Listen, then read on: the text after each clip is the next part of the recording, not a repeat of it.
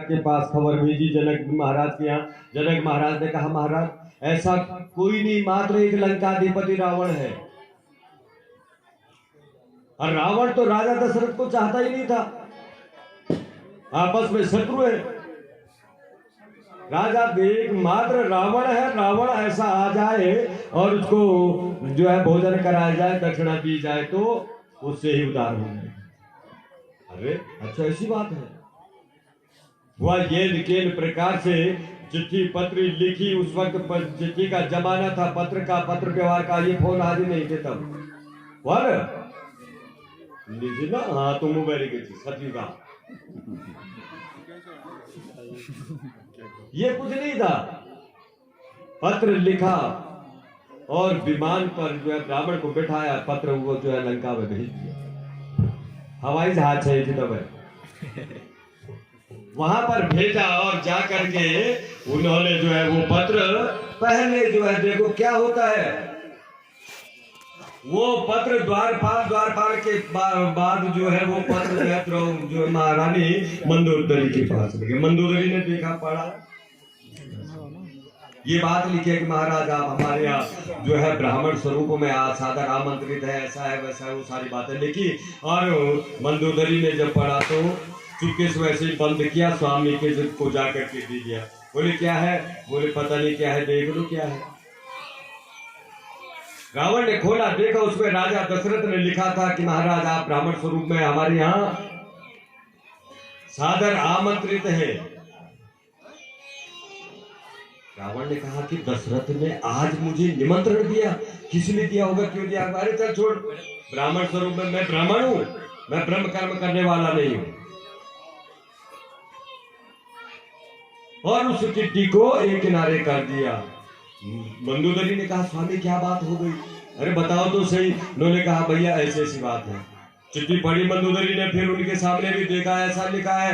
तो उन्होंने क्या किया, मंदोदरी ने कहा, स्वामी आप ब्राह्मण है? बोले हाँ। किस कुल के? बोले पुलस्त्य ऋषि के कुल के। विश्रवा मेरे पिता है, उनके कुल के? बोले हाँ। ब्राह्मण कर्म से ब्रह्म कर्म को जानते? बोले हाँ सब जानता हूं। तो आपने मना क्यों किया?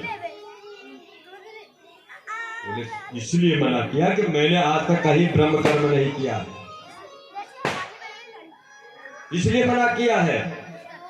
बोले स्वामी मेरी ये इच्छा है कि आप राजा दशरथ के यहां जाए, वहां भोजन करके आए, वहां राम के दर्शन करके आए, वहां मेरे राम है। अपने अंतःकरण से कह रही है, स्वामी से कह रही है कि वहां आपको जाना होगा। जिद पकड़ ली, ऐसी जिद पकड़ी कि रावण को अयोध्या आना पड़ा और ब्राह्मण स्वरूप में बैठ करके भोजन करना पड़ा, दक्षिणा लेनी पड़ी, फिर वहां से लंका जाना पड़ा। इसको कहते हैं धर्म पत्नी। दूसरा, राम और रावण का युद्ध हो रहा है। क्या शत्रु चाहेगा कि मैं इस यजमान की, इस राम की पूजा करूं? चाहेगा वो? कौन ऐसा शत्रु है कि जो है दूसरे शत्रु, अपने शत्रु की विजय चाहता है? और कोई चाहेगा? नहीं चाहेगा। वहां पर भी संदेश जो है मंदोदरी के सम्मुख गया। मंदोदरी ने हट पकड़ी, बोले स्वामी जाओ, राम के दर्शन आपने कर लिए, अब शिव के दर्शन करो।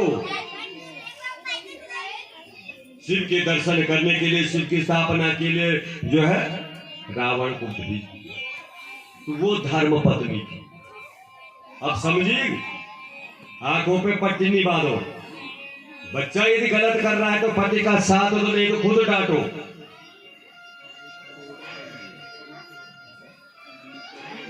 और पति को सन्मार्ग पर ले जाने के लिए तैयार हो। जब सन्मार्ग पर पति भी जाएगा, पत्नी भी जाएगी, सुंदर करवा चौथा व्रत दूर के कुछ नहीं। एक होता नहीं, जरा हाथ खड़ा कराओ।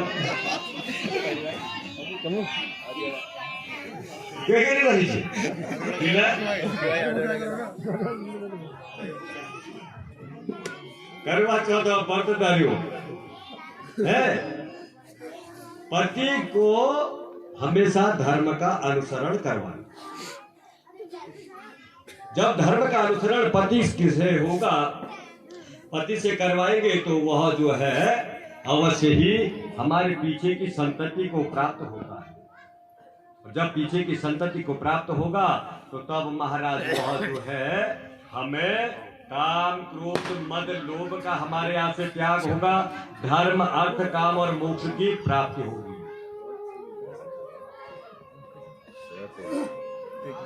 क्योंकि भगवान स्वयं कहते हैं जो मुझे भजता है, मेरा जप करता है, मेरा नित्य स्तवन करता है, मेरी प्रार्थना करता है, उससे कुछ नहीं होने वाला। पति यदि पत्नी से युक्त और पत्नी यदि पति से युक्त कोई कर्म करे तो उसमें वह हम दोनों लक्ष्मी और नारायण दोनों आ जाते हैं और उनकी भावनाओं को देखते हैं कि ये क्या मांग रहे हैं। देने योग्य है तो देते हैं, नहीं देने वाले हैं तो नहीं देते। अन्यान्या चिंतयन्तो माम, ये